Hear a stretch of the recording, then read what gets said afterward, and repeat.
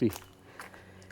If I was over 50 or I was younger than 50, if I've never trained or I've had a gap in training, I'm coming back from an injury, whatever the reason, there should always be walking. In fact, walking is the bread and butter of cardio because most of us can do it. So walking has to be a part of your exercise formula. In fact, I would go so far as to say if you cannot do any kind of other cardio, if you could only do one form of exercise, I always go as far to say that walking would be your go-to, because aside from all the benefits, walking is heart health. Now, I'm not saying some of you are the Tin Man, but if you ain't got heart, you just ain't doing it. So walking should always be your go-to. Now, if you can do more, then challenge yourself.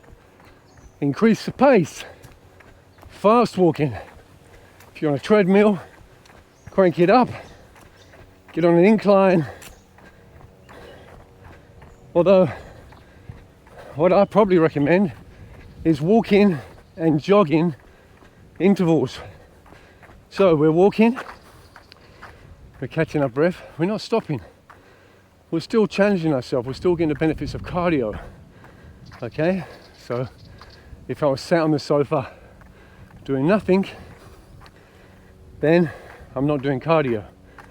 If I'm walking, by its very nature, I'm increasing my need to breathe, which means I'm doing cardiovascular exercise. So, walking is your base. So if you're doing interval training, which has fantastic benefits, and as I said, if you're only doing one exercise, cardio has to be it for your heart health, considering it's a full body workout. We were built to run, not to sit, at least not for any length of time. So you're walking, you've got your heart rate under 100. If you want a guide, there's a good guide. Get your heart rate under 100. Once it's under 100, start your jogging or your running or your fast walking and bring it up to your max heart rate. How do we know our max heart rate? 220. Less your age is your max heart rate. And that's where you want to be to improve your VO2 max, your energy, your stamina, your fitness. You want to be in your maximum heart range. Now, while we're talking about our maximum heart rate, if you are ever doing any form of exercise,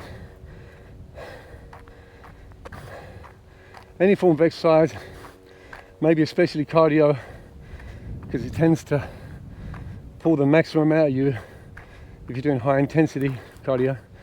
Any sharp pains, dizziness, you need to stop. That's it, stop. Just get yourself checked out with a doctor.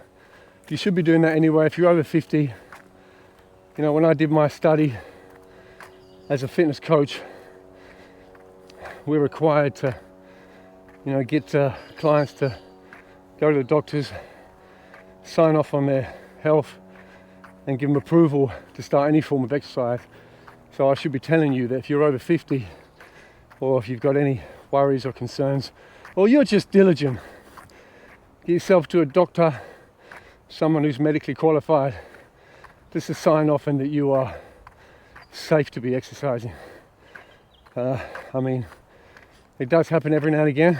Maybe we've all heard of stories of someone jumping up off the sofa after seeing a particularly motivating movie or reel in 2026, a reel, and they just went for this crazy jog and they had a heart attack. So that's not going to be you, because we should also always start off nice and slow and get our medical clearance. Now, once you've got that, you'll be feeling confident to start. So, we're doing our walk-in. Our heart rate is under 100, and we want to bring it to our maximum heart rate. You lift the game up a little bit. Now, my maximum heart rate for my age is 160. I regularly take it up to 180 because I class myself as in shape. You should not be doing that until you're a little bit more advanced and say fitter than what you probably are if you're watching this video. Okay? So if we're not getting to our maximum heart rate, you've got your device. You click it up another gear, increase the incline. If you're on a treadmill, start running faster. Get yourself to your max heart rate, and then bring it down to walking, back down to 100 beats per minute. Easy, right?